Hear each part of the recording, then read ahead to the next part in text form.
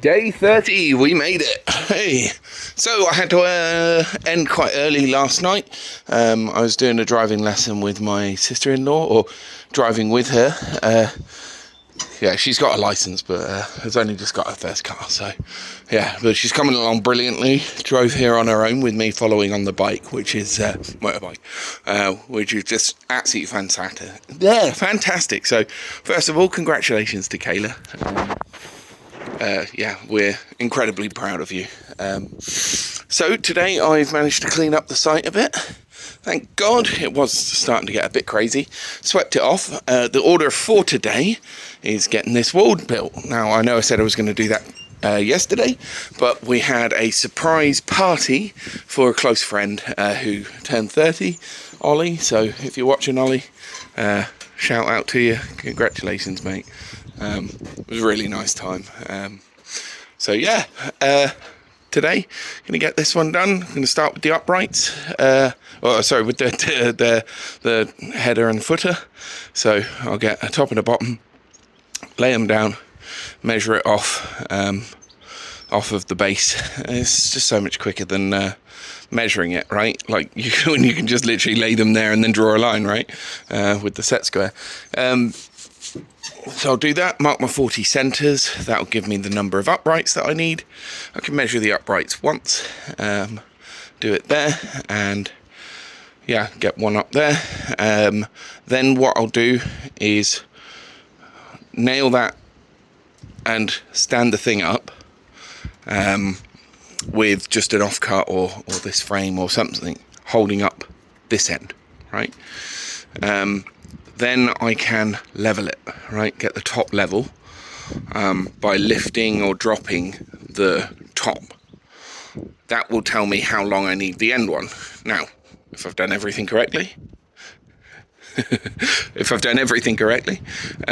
then it should theoretically be the same length on this side as it is on this side.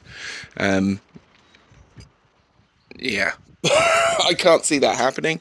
I'm going to be a couple of mil out. I'm hoping it's not like a half a centimetre out. So that's the plan. So I'll do that, and then I will put in my uprights, cut those to length. This wall is substantially simpler than the previous wall. No window, no having to do the barge boards, the flashings, sorry.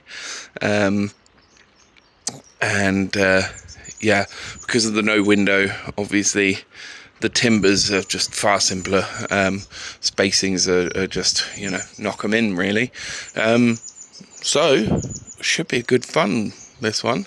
No cutting around with the OSB, no cutting out a window gap in the vent, no angle here. So yeah, just building it square is 10 times faster than having to get the angle. And then of course, because there's no angle, I don't have to cut the metal along the top either, because I've had this made to measure, so it should be the right height. It'll be the same length as this piece of flashing, so I won't have to cut any of it. It should just all click together. Now, someone did ask me how I am joining these walls together and making them watertight, given the fact that I can't overlap the waterproof membrane. So normally what you do when you build this wall, you lift it up and then you slot it in here, and then this waterproof membrane would still be loose, hanging off of this edge, right? And then you would fold that over, staple it down, and then you've got one continuous layer all the way around. Now, I can't do that. Luckily, this is hydrophobic to an extent. What I can do is my overlapping piece of OSB, which will sit in here, where my hand is, that I will wrap all the way round in the same manner that I have with this. And when it slots in, this edge here will be, two pieces of breathable membrane. It should theoretically be impossible for water to get all the way in. The only way it could is off the top and running down, the roof is in the way of that, so that'll be watertight, so that's not a problem. Yeah, and then obviously there'll be breather membrane all the way around that. So with that in mind, let's get going. Thanks for watching. Chuck it a like. If you really like this, chuck me a subscribe, and critically, if you could comment and tell me why you've subscribed to this. It'd be really nice to know what people are getting out of this, what's useful, so I can include more of that and tell you what I'm doing. These aren't how-to videos. They are just an update vlog. It's more for me when I'm 80 to look back and go, you know, I did it. And to create an opportunity for you to ask questions on what I'm doing, why I'm doing it, and how I've done it. And if I made mistakes, how the hell can I fix those mistakes, right? So, like I say, chuck me a comment. I'd really appreciate any kind of input you could have. I got a comment from Chris Griffin, I think I mentioned it in the last video, about the drainer holes in this window. Thank you very much for that, Chris. What I've done is drilled 3 in, and there's another one over here somewhere. I'm hoping that should be sufficient. They all go through to daylight and out onto the sill. Don't know that I got an update video from this side showing the reveals. Not bad for a piece of plastic on Amazon, like 11 quid. What I've done is just screwed them like that.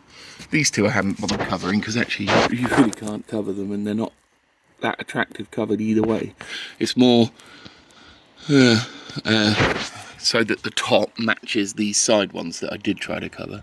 Those I just hit with a quick blast of spray paint just to dull them off, and then tried to cover them as best I could.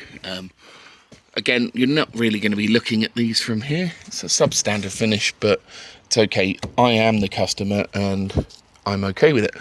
And you really can't see it from the road. I've given this a quick clean up, multi-tooled off all of the thingies, packers, and yeah, this can just be cut off with a Stanley knife when I'm ready to, but there's no point in doing that right now. I'll just leave it. So that's the order of the day. Remember to leave me that comment, and I will see you shortly for the update. Hopefully I've got something that looks like a wall. Cheers.